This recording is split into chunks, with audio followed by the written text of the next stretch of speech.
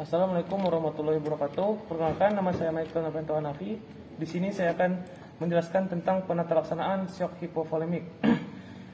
Tata laksana utama shock hipovolemik adalah pengembalian perfusi dan oksigenasi jaringan dengan mengembalikan volume sirkulasi intravaskuler sesegera mungkin. Terapi cairan merupakan terapi yang paling penting pada shock hipovolemik, disertai penghentian proses pendarahan pada shock hipovolemik hemoragi. Tata laksana shock sejak dini berdampak sangat bermakna dan perbaikan klinis dengan target utama mengembalikan tekanan darah, nadi, dan perfusi organ secara optimal. Keberhasilan resusitasi shock dapat dinilai berdasarkan perbaikan hemodinamik seperti MAP atau Mean Arterial Pressure, CVP atau Central Venous Pressure, urine output, mixed venous oxygen saturation, dan status mental. Bila kondisi hipovolemia telah teratasi dengan baik, selanjutnya pasien dapat diberi agen vasoaktif seperti dopamin. Tata laksana awal pasien dengan shock hipovolemik non-hemoragik adalah: pertama, menentukan defisit cairan. Kedua, mengatasi shock dengan memberikan cairan kristaloid atau cairan RL atau NaCl 0,9%, 20 ml per kilogram berat badan dalam 30-60 menit dapat diulang. Ketiga, sisa defisit cairan dapat diberikan dengan persentase 50% dalam 8 jam pertama dan 50% dalam 16 jam berikutnya. Terakhir, tanda klinis kondisi hipovolemia telah teratasi atau hidrasi.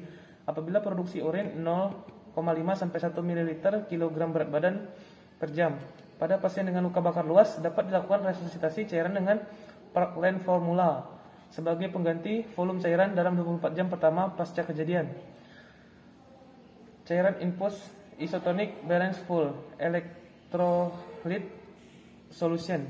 Indikasi pemberiannya pada semua kasus shock. Ketika kardiak preload berkurang karena berkurangnya volume intravaskuler atau adanya obstruksi. Mekanisme kerjanya dengan menggantikan cairan yang hilang karena imbalance elektrolit atau volume shift. Peningkatan stroke volume dengan meningkatkan kardiak preload. Efek samping bisa terjadi volume overload, pulmonary edema, peripheral edema. Dosis inisial diberikan dengan 10-20 ml per kilogram IV. Dapat diberikan terus-menerus bergantung pada efek dan respon pasien. Vasoconstrictors, positive entropic agents, dan vasodilators. Indikasi pemberian epinefrin adalah pada semua tipe shock. Ketika penggunaan katekolamin lainnya gagal menjadi keadaan vasokontraksi yang diinginkan dan meningkatkan inotropik. Resusitasi jantung paru, shock anafilaktik. Mekanisme kerja epinefrin menyebabkan kontraksi melalui reseptor mediated vasoconstriction dan reseptor mediated positive intropopia serta reseptor mediated kardiomyopati. Dosis epinefrin adalah 0,3 sampai 0,6 mg IM. Dapat diberikan kontinu berdasarkan efek dan kebutuhan, 0,05 hingga 1 hingga maksimum dosis. Pemberian saat resusitasi jantung paru 1 mg secara IV setiap 3-5 menit. Dobutamin. Indikasi pemberian dobutamin pada semua jenis shock dengan insufisiensi fungsi pompa ventricle. Mekanisme kerja dobutamin terutama B1, reseptor mediasi positif inotropik efek. Efek samping yang dapat terjadi adalah peningkatan heart rate lebih dari 30 per menit, peningkatan tekanan darah lebih dari 50, nyeri kepala, kardiak aritmias. Kemungkinan terjadi penurunan tekanan darah disebabkan oleh B2 reseptor mediated vasodilation.